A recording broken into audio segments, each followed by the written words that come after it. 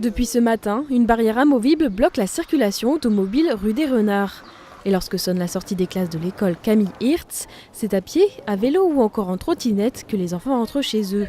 Testée pendant tout le mois de juin, cette expérimentation initiée par des parents d'élèves, l'école et l'Eurométropole de Strasbourg a pour objectif d'améliorer le bien-être et la sécurité des enfants. Et le dispositif est plutôt apprécié. Je trouve que c'est une très bonne chose parce que moi j'ai 2 enfants qui sont, dont un unique qui est dans cette école et donc c'est vrai que moi je les accompagne à pied, donc c'est vrai que c'est beaucoup plus agréable de ne pas être confronté aux véhicules qui stationnent et qui se garent finalement n'importe où.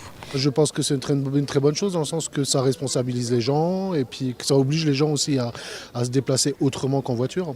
Parce que ce n'est pas le seul moyen de transport, heureusement. Moi je viens en voiture mais je me gare toujours un peu plus loin. Je sais que cette route est encombrée, qu'il y a des enfants.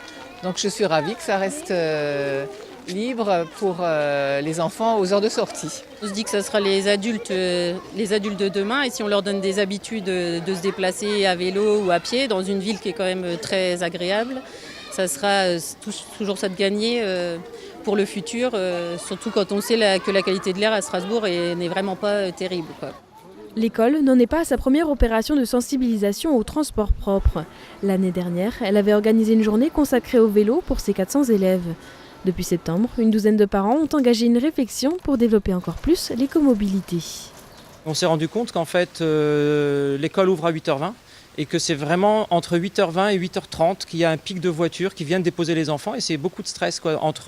On bloque la rue, il faut libérer pour le suivant, le temps d'ouvrir la portière, l'enfant, voilà, etc.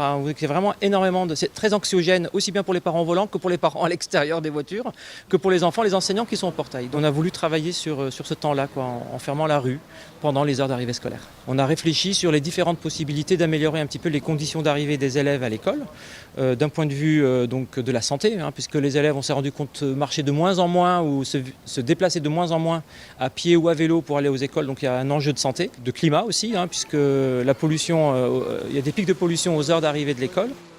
Au-delà de cette fermeture de la rue, d'autres actions devraient être mises en place. L'installation d'un abri vélo qui pourra accueillir 60 bicyclettes dans l'école, la transformation de la rue en zone de rencontre, la création des zones de dépose minutes ou encore le développement du réseau cyclable.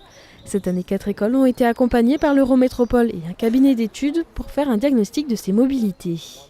On veut doubler la part du vélo à Strasbourg et pour doubler la part du vélo, il faut à mon avis avant tout s'intéresser au futur.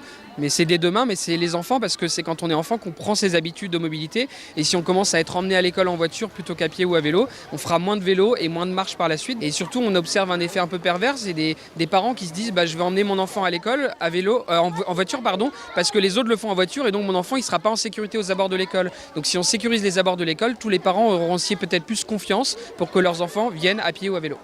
Changer ses habitudes, c'est le défi auquel seront confrontés les parents et enfants de l'établissement jusqu'à la fin de l'expérimentation, le 21 juin. Un questionnaire sera ensuite remis aux riverains, enseignants et parents pour établir un bilan, avec une ambition finale, pérenniser la fermeture de la rue des Renards dès la rentrée prochaine.